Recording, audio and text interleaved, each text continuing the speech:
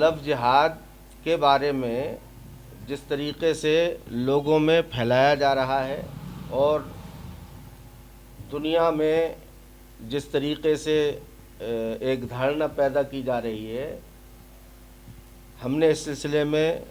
فتویٰ لیا اور ہم نے خود اسٹڈی کی، ایسا کچھ نہیں پایا گیا، لیکن پھر بھی ہم نے کہا درگاہ سے فتویٰ لیا جائے اس سلسلے میں۔ تو کیا مقصد ہے اس کے پیچھے؟ تو اسلام میں لفظ جہاد نام کی کوئی اصطلاح نہ پچھلی کتابوں میں ہے نہ موجودہ کتابوں میں ہے، اور اسلام اس کا پورے طریقے سے کھنڈن کرتا ہے۔ ضرورت یوں پیش آئی کہ جب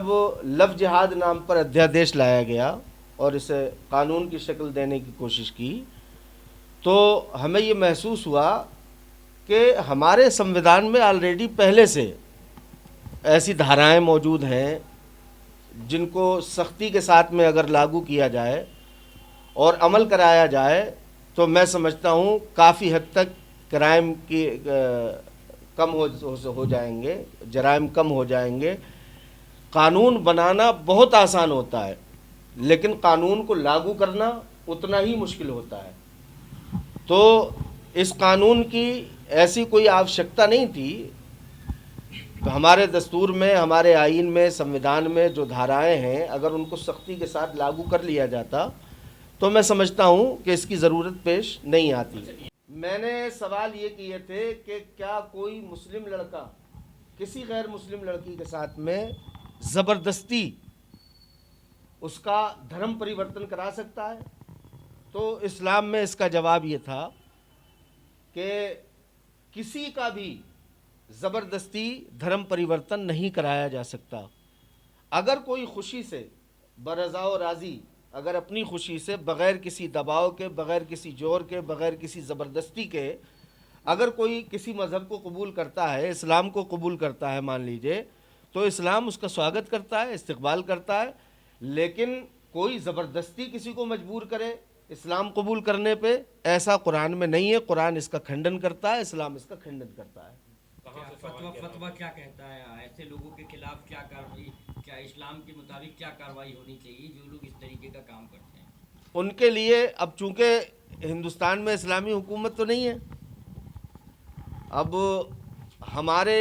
جو جہاں پہ اسلامی قانون چلے، تو اسلام نے جو قانون کی استھاپنا کی، قانون جو تعمیر کی ہے، وہ نسپکشتا اور غیر جانبدارانہ اصول کی بنیاد پر کی ہے۔ فاروق اعظم کے لڑکے سے زنا سرزد ہوا، فاروق اعظم کے لڑکے سے زنا سرزد ہوا تو امیر المومنین ہے، خلیفۃ المسلمین ہے، اس کے باوجود آپ فرماتے ہیں کہ جو سزا دوسروں کے لیے ہے وہی سزا میرے بیٹے کے لیے بھی ہوگی، اور اس کے 100 کوڑے مارے جائیں۔ 10 کوڑوں میں اس بچے کا انتقال ہو گیا تو آپ نے کہا سزا پوری نہیں ہوئی، لہٰذا اس کی لاش پر 90 کوڑے اور مارے جائیں۔ تو اسلام اس نظریے کا قائل ہے، اسلام جانبداری کا قائل نہیں ہے، اسلام نسپکشتا اور غیر جانبداری کا قائل ہے۔ اب افسوس ہمیں جب ہوتا ہے کہ اگر ایک مسلم لڑکا کسی غیر مسلم لڑکی کو بھگاتا ہے یا لے جاتا ہے یا اس سے شادی کرتا ہے، تب تو آپ اسے لفظ جہاد کہتے ہیں۔ یہی حادثہ اگر مسلم سماج میں مسلم لڑکی کے ساتھ میں ہوتا ہے اور کسی مسلم لڑکی کو کوئی غیر مسلم لڑکا لے جاتا ہے تو اس کو آپ گھر واپسی کہتے ہیں۔ تو یہ دوہرا ماپدنڈ جو ہے اور یہ جو دوگلی پالیسی ہے، یہ ہمارے دیش کے لیے اور ہمارے دیش کے لوکتنتر کے لیے نہایت ہی زہر ثابت ہوگی، نقصان دہ ثابت ہوگی۔ حکومت کو نہایت ہی واضح اور غیر جانبدارانہ نسپکشتا والی پالیسی رکھنی چاہیے۔ سوال ہے کہ دارالفتہ میں آپ نے ایک سوال ڈالا، وہاں سے کیا جواب ملا اس پہ بھی بتا دیں۔ اس سے جواب یہ ملا کہ نہ تو زبردستی کسی کو اسلام قبول کرنے پہ مجبور کیا جا سکتا ہے، نہ ہی کسی غیر مسلم لڑکی، تو غیر مسلم لڑکی دھوکہ دہی، فریب، مکر، چھل کے ساتھ میں تو مسلم لڑکی سے بھی نکاح نہیں ہو سکتا ہے بغیر اس کی رضامندی کے، اور رضا و رغبت کے ساتھ میں ہے تو اسلام اس کی اجازت دیتا ہے، ہمارا سمویدھان بھی اس کی اجازت دیتا ہے۔ اور ایک سوال یہ تھا کہ جن لوگوں نے